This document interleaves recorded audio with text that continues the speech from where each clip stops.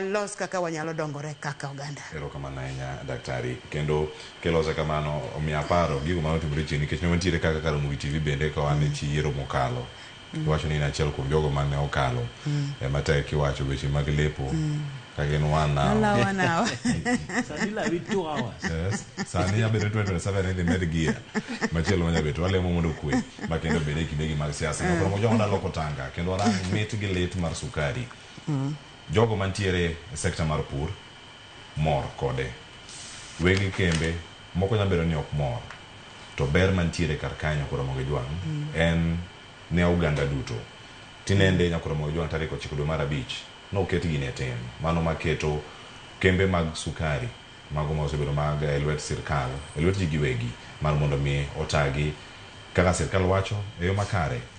Nyaka sani jotelo mathoth osebedo ka ywak magi duol mwada tugo kar kae mamoro no wacho duche manyoro moro no wacho juma mokalo achako kod duol governor ma Kisumu mano Anyang' Nyong'o kaeto bang'e nitie jod bura mano loso kotenore kod weche gi mago mag sukari mago ahinya mawuok Nzoia. En ang'o mantiere kar kae, mit gi lit ni to koro en mane ka en lwet ji giwegi ber mane modhi kelo kar kae kaduogo twak makama mana kama tieko twak mokwongo motieko sani akaduogo kachak kod Dr. Iska Oluoch bende twak machalo kamae. Mokwongo wawinj duol gi ka olure governor jod bura ma wuok imbo mar piny Kenya kaachiel koda ka jopur ma bende loso. We are dismayed to learn that the planned leasing of Chemelil Sugar Factory and Moroni Sugar Factory has been fast-tracked and finalized.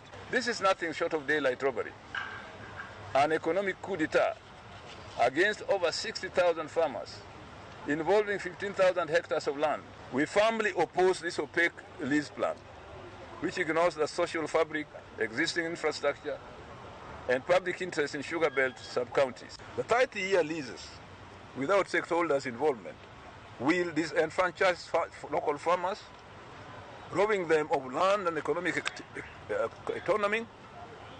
This is unconstitutional and violates Articles 10, 11, 60, and 62, which guarantee public participation, transparency, and land protection. Further, we are gravely concerned that the prime nucleus land of Miwani Sugar Mills is being transferred through opaque arrangements to Crossley Holdings Limited, despite ongoing court litigation.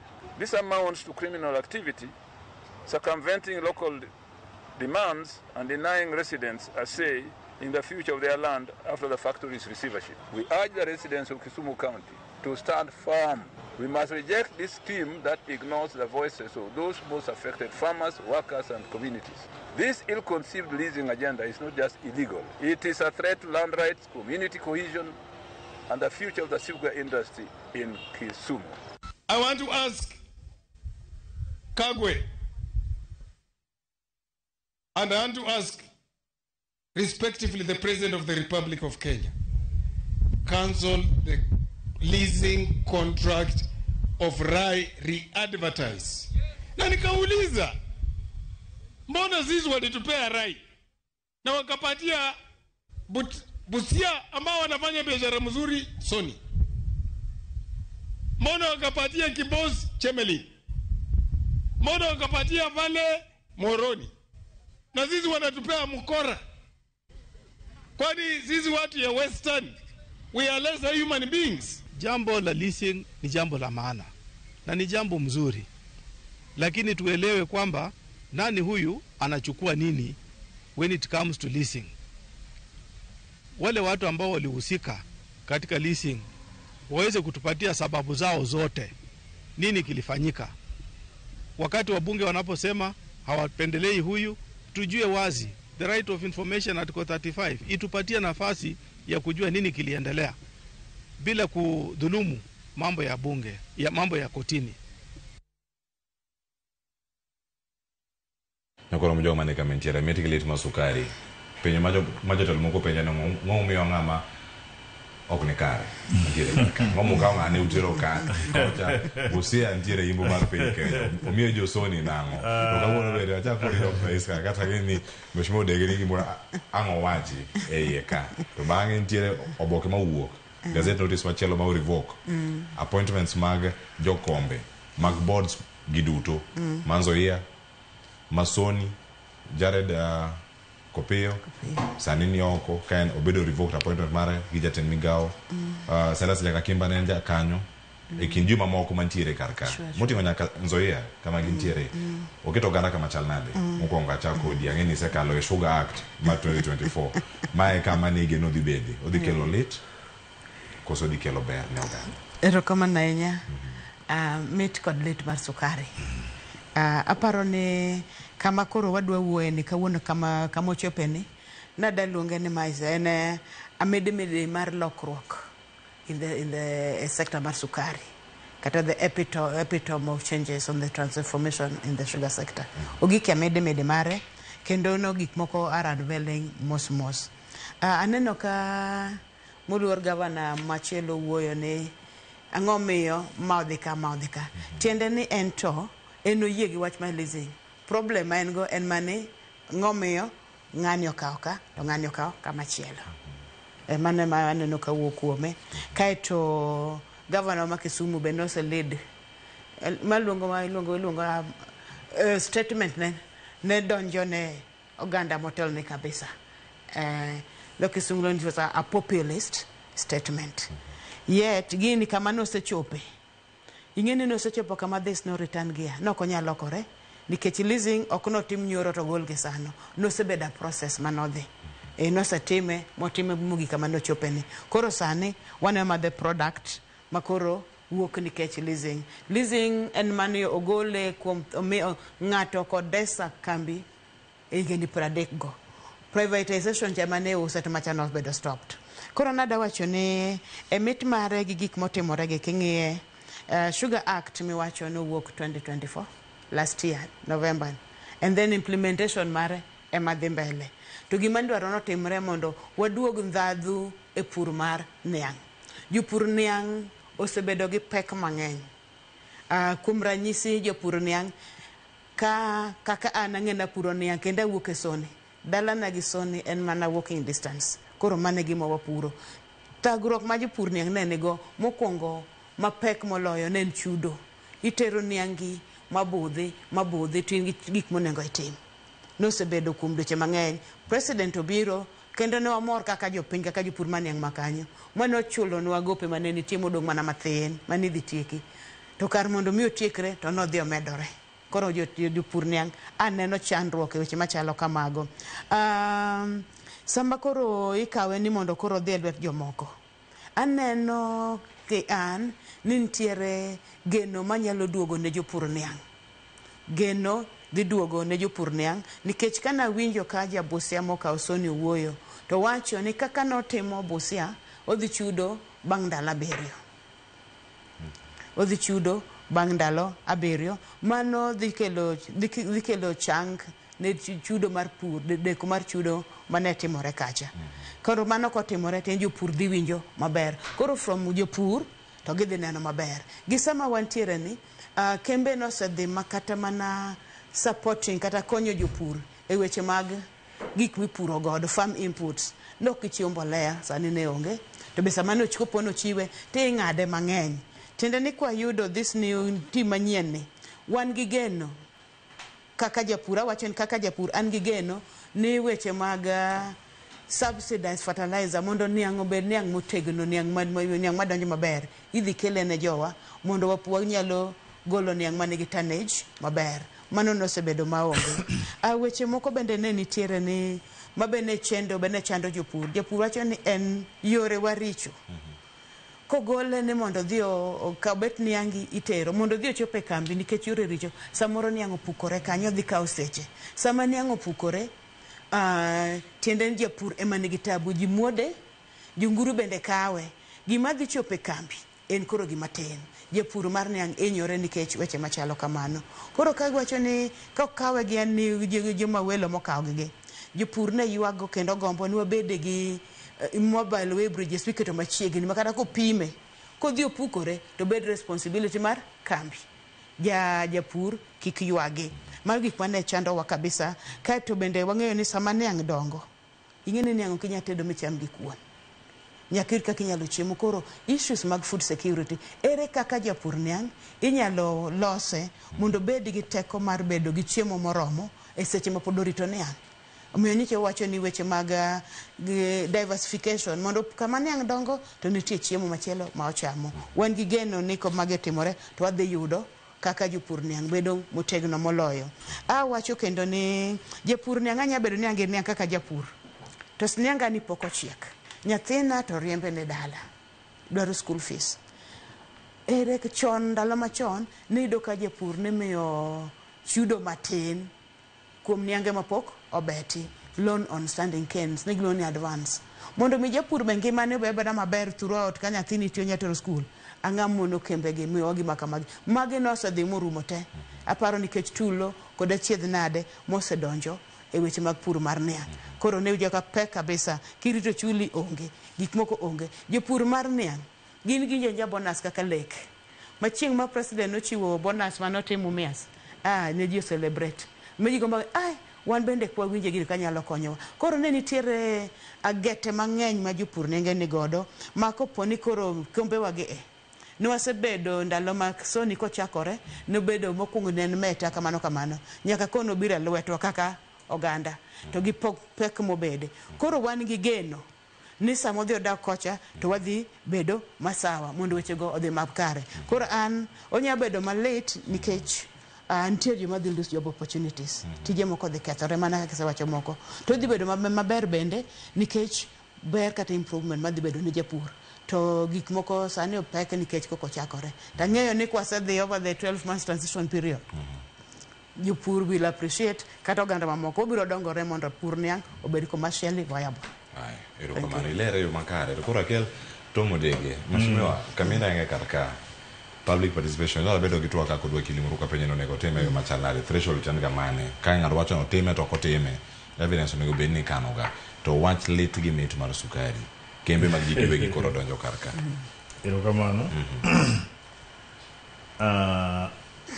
anga wach ni meaning mar public participation samoro ema ang' bed ni chando nikech e weche sukari adier manitie ni buche wabedo mang'eny ma iluongo kata wan MPs ka wuoye wach mar ere kaka walos kembe wagi mondo kony jopiny. Gang'o momiyo wadwaro kambi mondo obed machiegni kodwa ma kata sama nyo president obiro e constituency na kanya anwang'o kode thuolo kama obede ji ariyo gima duong' manya kuodho ne ite ni to constituency ka wan gi opportunities adek madaher ni wanwang'ie kambi moro manyalo biro ka mondo mibed ni yudhe wagi nyalo nwang'o kuma gidhi gigo e Kibarua. Mano opportunity mwan gi dho nam, opportunity mwan godo e agriculture, opportunity mwan gi mining. No kora ni linga linga kod ok Nairobi dhi wuoye. Ang'o mwadwaro kembegi? Kambi chalo kaka Sony, wadwaro nang'o? Wadwaro kembegi mondo konywa kedo gi kech. To ka un gi kambi kindu mamedo kech, kambi no konyo. Wasetemo kaka jotelo mondo mi wachier Sony geni e lwet sirikal. To nyaka same wawuoyeni ber tin richo ng'eny. Nyi neno kata sama koro joma nyochung' ne Sony wuok ka koro gichiwo thuolo ne jok manyien gi mondo donji. Ka nyi neno news neno joma ywak ka. Iyudo ko chok pesa kuom ji nigi supply sukari to sukari okobero supplied pesa gi to dhi kanye pesa gi biro koro ino ka onge manyiso ni kar mondo mi walos ber mane nyalo konyo jopur to waloso ber mana madwa konyo ji ariyo adek moyier mani ofis koro jopiny pod ok konyre pod kidhi jok mani around Sony kanyo ino ka kech omedore molo ber mi an gima wacho ni ka kambi ok nyal loko ber mar jopiny onge ber mar kambi. To kopo ni jomo biro manyien gi nyalo miyo kambi lok ngima mar jopiny. Apani mane ji modoro kambi mondo kambi bede yiwa. Ma kopo ni mano ok nyal timore gi jomo biro manyien gi.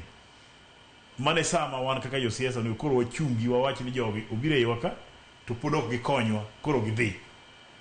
to kama nyon go chon yo konyo piny manyien ni waneno dalili ni nyalo konyo jopiny wan kaka jotelo ni gwenwa dhi manyien ni ka winjo mbunge mene wuo Western kacha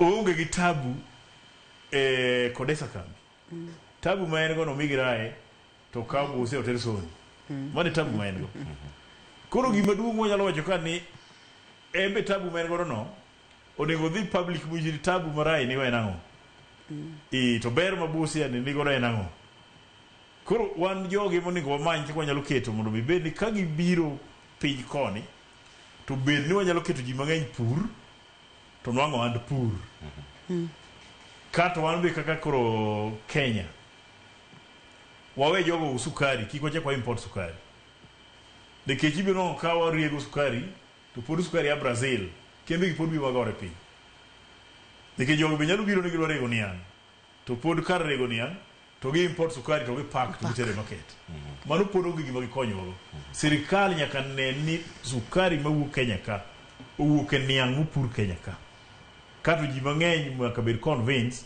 ni ka gipuro niang to gibiro nwang'o ber mondo ji mang'eny odhi e pur mano e gima dhi konyo to kod laro ni kambi kikusi kiang'o gini to kambi okony japiny gima koro lob maduong' ma Soni obede jakonyo godo jok manie environment ma Soni onge wach mangiwa ahinya mantiere kaka ng'eni wachomo kama watieke twak achiel kachiel sa ose mawawang'wa to tie penjo mathoth mapod tiere kar ka Dr. Mark Matunga wach sukari de wach ang'o sukari ng'eni en gima mit to apani gima chenda ahinya adwa mana duoko wach ma mheshimiwa Nyong'o ne golo ni onge public participation manie timore nade public participation no bede to bede e levels te mapani waduto wang'eyo kata un jofwambo kod keyo ne ubede public participation gi muneno ka jopiny contribute to mana kaka winjo iska wacho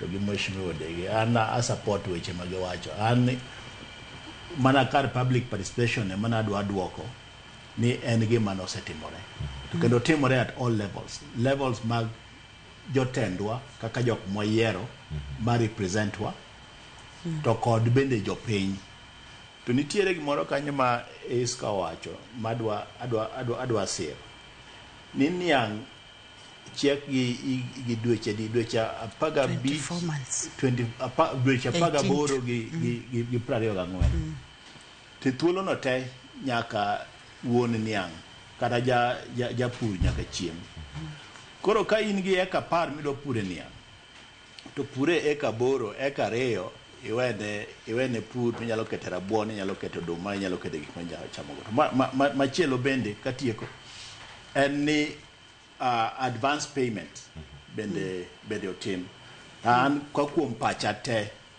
gik makoro timore sani ni en gima bro konyo jopiny takwayo jotendwa ma bende josiasa ni gin bende gi invest e gik ma koro jopiny invest gi nikech kiyudo kata mana nam wan godo mar lupo onge jatendwa kata chiegni kata mana achiel ma jasiasa magire nitiere ina manigi tonde ina manigi yie ina kiyudo sani weche mag niang kanyo tibiro yudo ka nitie jotendwa ma alwora kanyo manigi ang'o to king'iyo pinje mamoko or gwenge mamoko jok mapuro chai nyaka josiasa gibende nitiere i chai jok mapuro coffee nyaka josiasa gibende nitiere ang'o koro kagi represent wechewa kata e level mar sirikal to koro yudo ka nitiere wach nikech koro kata ka kidhi ir gavana Nyong'o ng'eni ji gavana Nyong'o onge gi puoth niang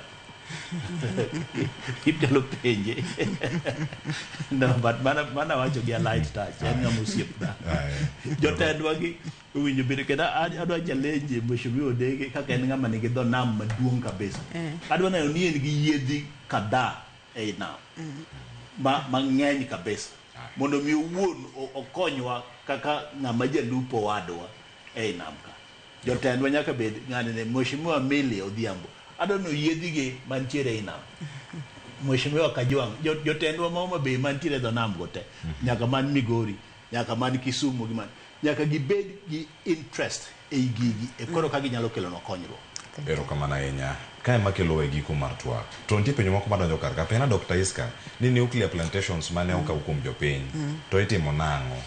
Awendo town ok nyal dongore nikech nok mar lowo. Mano paro mantiere kar kanyo. An gi thuolo ma dakika achiel kende mar wach mogik ma bende dhi bedo kar kae ka watieko sani nikech koro sani ka wawuok sani to watieko wach mogik e wachno. Erokamano. Wach mar nucleus mano kama chungo kambi. En magi weche manosewachi kendo nucleus en mogolo niang' machunga ng'owa kambi. Koro en wakwayo jo gandawa gini nosewuok ndalo machien kocha siasa mar gweng' matindo tindo ni mondo mag ji nucleus awendo dongi. It is not a problem. We mondo nucleus obedi mondo kambi odongi. Awendo nigi lope monya dongo kodhi mbele. Erokamano ahinya. To mondo gi wach mari mogik ka watieko kawuono ote mar ne Jonyatike gioro ote mathoth ahinya ka kuting'o nyaka achiel kae mowacho kanyo ni nitie ndara moro ka ndara no lal mana kar ka ang'e ni oore chon ka ahinya mondo warange wach mari mogik matieko go sani. Ng'eyo ni Jonyatike ne neno kama bede ni kendo gipenjore gimomiyo awuoyo Homa Bay ok awuo Nyatike. Adwa mana kuno Jonyatike ni amor kodgi kaka Jonyatike nikech gik ma wawuoye ka ma omako kuonde mang'eny machalo weche mag koko gi pok obedo ei dala mar Nyatike nyaka nabed mjumbe. Koro kuno Jonyatike ni kik wakop kido marach ma oko to wabed gi kido maber ma wasebedo godo momiyo ka ji pimo e wach mar kwe to wan namba achiel. Erokamano. Mheshimiwa Tom Ndegi jaod bura ma Nyatike kaachiel kod ka Dr. Iska Oluoch mano jalony weche mag dongruok kod telo mochopo kodwa bende studio kinyi makawuono kod Dr. Mark Matunga jalony weche mag mbui kod nyanon siasa kinyi makawuono kwa non siasa kod chal mar piny Kenya. Agone erokamano ahinya kuom thuolo ma twak kodwa kar ka ote gi thoth. Ageno chieng' machielo abiro thuolo mar bedo kodu ka uduto kendo mar mondo mi watwak achiel kachiel. Nyakoro ma joma ne mokelo e gik machien na te chenro kinyi makawuono nyinga Teofas